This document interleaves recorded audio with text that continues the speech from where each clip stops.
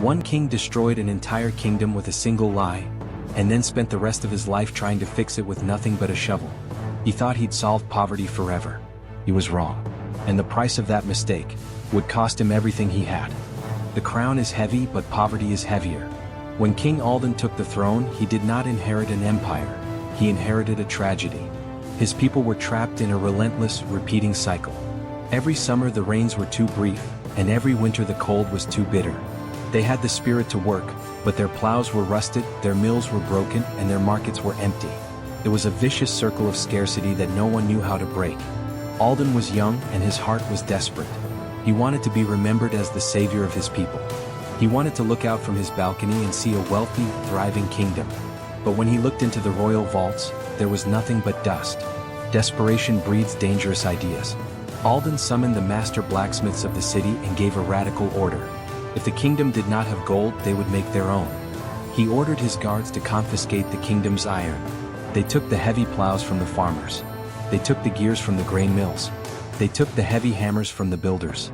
He commanded the blacksmiths to melt down all of this raw, functional iron, mix it with a cheap yellow dye, and stamp it into millions of glittering coins. He didn't understand that he was destroying the true machinery of their survival. He thought wealth was just money in a pocket.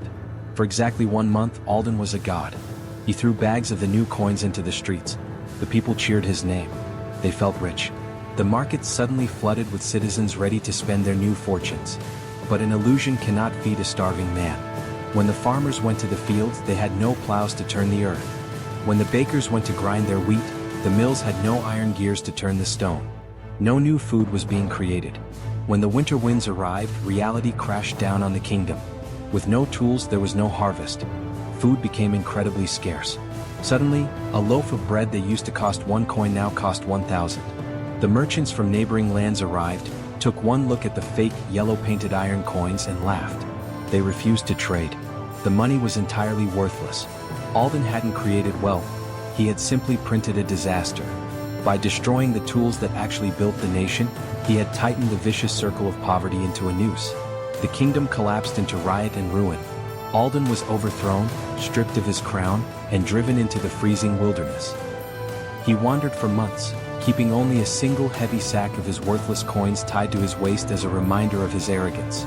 Eventually, he stumbled into a forgotten village at the edge of the desert. The people there were dying of thirst. They had no water in wells, and the river was miles away. They begged the exiled king for help. Alden looked at the heavy sack of coins at his waist. He walked to the village fire. But he didn't hand out the money. Instead, he threw the entire sack into the roaring flames. He melted down the thousands of worthless fake gold coins, and he forged them back into a single massive iron spade. The next morning, the former king walked out into the baking sun, drove the spade into the hard dirt, and began to dig a trench to the distant river. He worked in the mud for 3 years alongside the villagers. His hands bled, his back scarred, but he did not stop until the water flowed. When the first green shoots of wheat broke through the wet soil, Alden smiled. He finally forgave the foolish, younger version of himself. He had finally learned the truth. True wealth is not a metal coin in a vault. True wealth is the capital you forge, the systems you build, and the hard, invisible labor that sustains it all. Yes, he made a very bad decision for his kingdom and everything, but what I loved most about it was that he didn't make it to be his ending. When he was in exile, he landed in a place that they needed his help. They thought he was holding gold coins, unknowing that it was iron that was in sack. So he threw everything into the fire and he created a solution to their problem. That is just it. He achieved greatness through that, and what he did for that village will be remembered forever. He didn't let the kingdom he lost, he have lost everything and hopeless or anything, but he took it as in training of what?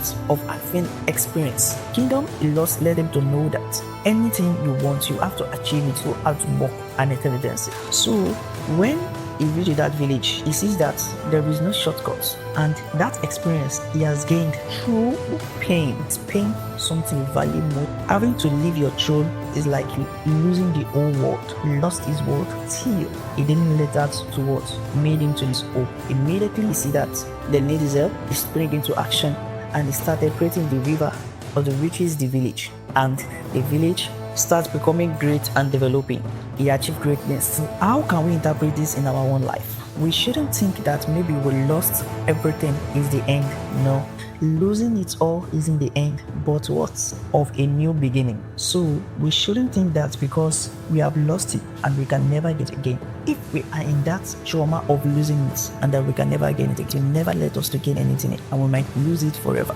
As far as we are on this earth, there is nothing like vanity upon vanity. They say that everything is vanity upon vanity. So that may actually lead you to lose hope that even you need to gain or anything, still vanity goes like, no, slow me down. There is nothing like vanity upon vanity. I just want to put this vanity upon vanity into the lesson for some reason.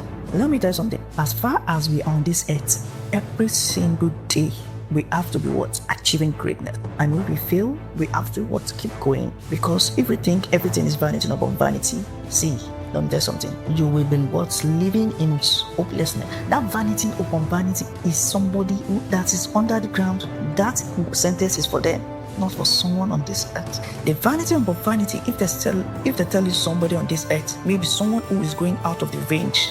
But as far as you aren't going to range, and you are actually doing it through the right way, there is nothing like vanity upon vanity. And if we fall today, we should what?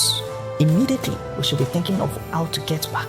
Because in the case of that man, when he achieved greatness for those people in the village, he's actually more happier than any king in the world. He's happier than any king in the world for what they have done. So what I want to let us know is that we shouldn't think maybe we lost something or we lost everything. It will make us to stop trying and stop achieving greatness. No, we should keep going because we are capable, we are powerful, we are great, we are all created differently, so we can achieve all we want.